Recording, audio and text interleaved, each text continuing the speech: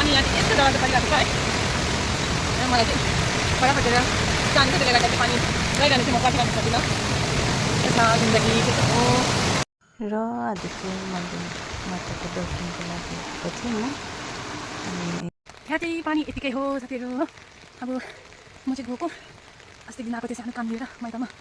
भयो त आदि भयो, इमर्जेन्सी आउनु पऱ्यो, इमर्जेन्सी नै जानु पऱ्यो। यहाँ त यतिकै अर्डर भइरहन्छ माइत ससुराली। म जब टाढो बिहा गरेर जानु चाहिँ यति फाइदा रहेछ कि हिँडिरहनु पर्ने क्या। अयो गाडी भइदिएको म चाहिँ बचाउँछ। र मेरो चाहिँ यस्तै हुन्छ क्या, बस पर्खेको थिएँ, बसै आएन, डाइरेक्ट उतैबाट हुन्छ नि त हो, यस्तो महानदीहरू भएर जानु।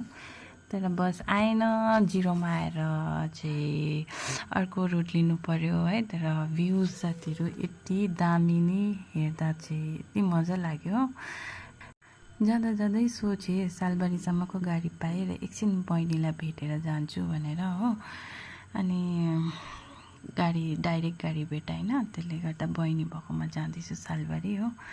एकदम उसलाई नभनिकन सरप्राइज दिन्छु भनेर गएको थिएँ, तर उल्टा मै सरप्राइज भएँ यहाँनिर चाहिँ हो।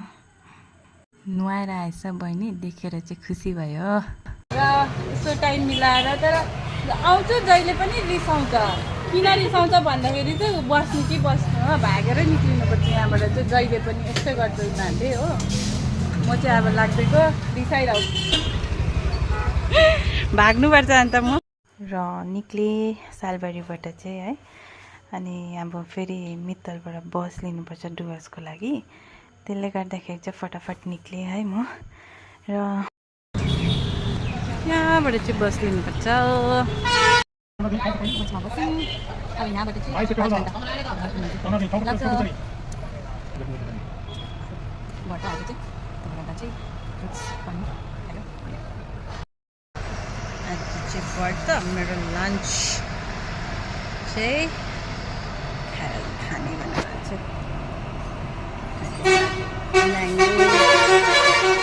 र निक्ल्यो बस पनि है। 2 बजी, 4-5 घन्टा लाग्छ घर पुग्नु लागि चाहिँ हो। आरामले अब भ्युज हेर्दै जानुपर्छ, बाहिर नजाराहरू हेर्दै हो। गरम चाहिँ गरमै थियो। र यहाँ चाहिँ भर्खरै ल्यान्डस्लाइड भएछ र हटाएर चाहिँ त्यसको बादमा निक्ल्यो गाडी है। एकछिन बस्नु पर्यो किन यहाँ पुरै पहिरो गएछ।